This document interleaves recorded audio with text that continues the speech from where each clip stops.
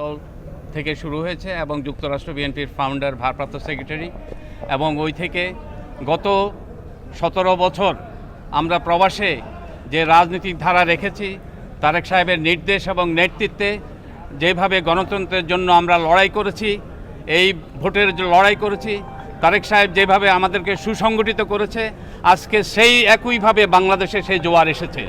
আজকের 12 তারিখের ইলেকশনকে নিয়েই যে ষড়যন্ত্র চলেছে, সেই ষড়যন্ত্র আমাদের বাংলাদেশের জনগণ রুখে দাঁড়াবে। ভোটের মাধ্যমে এটার জবাব দেওয়া হবে। গণতন্ত্র সবসময় চলতে থাকে, গণতন্ত্রের লড়াই চলতে থাকবে। যারা কনস্পিরেসি করে তারা কনস্পিরেসি করে ক্ষমতা আসার জন্য চেষ্টা করবে। তো সুতরাং আমরা অনেক কিছু দেখতেছি, যারা প্রশাসনিকভাবে বিভিন্নভাবে কারচুপি করার চেষ্টা করতেছে।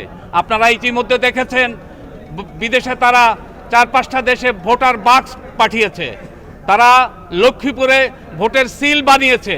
সুতরাং এই দলটাকে আপনারা তো চিনেন, এই দলরা সব সময় একবার এই দিক একবার ওই দিক, সব সময় কনস্পিরেসি করে এই দেশকে গণতন্ত্রকে ভুলুণ্ঠিত করার চেষ্টা করে।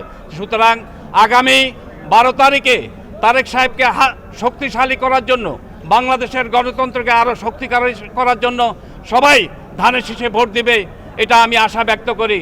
এবং আজকে আমাদের এই সংক্ষিপ্ত আহ্বানে যারা আসছেন, প্রবাস এবং ওয়াশিংটন ডিসি, নিউ ইয়র্ক, যুক্তরাষ্ট্র এবং অন্য দেশ থেকেও যারা এসেছে, এবং আমাদের বাংলাদেশের বিভিন্ন প্রত্যন্ত অঞ্চল থেকে, সোনারগাঁ এবং আমাদের নারায়ণগঞ্জ, বিভিন্ন ঢাকা, কুমিল্লা, বিভিন্ন জায়গা থেকে লোকজন এসেছে, সবাইকে আন্তরিকভাবে ধন্যবাদ জানাচ্ছি।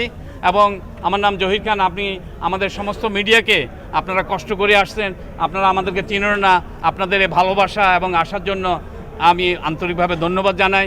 এটা কখনো হয় না, কারণ আপনারাও গণতন্ত্র লাইক করেন, এই জন্য আপনাদেরকেও ধন্যবাদ জানাচ্ছি, আপনাদের কষ্ট করে আসার জন্য ধন্যবাদ। আসসালামু আলাইকুম। আচ্ছা, একটা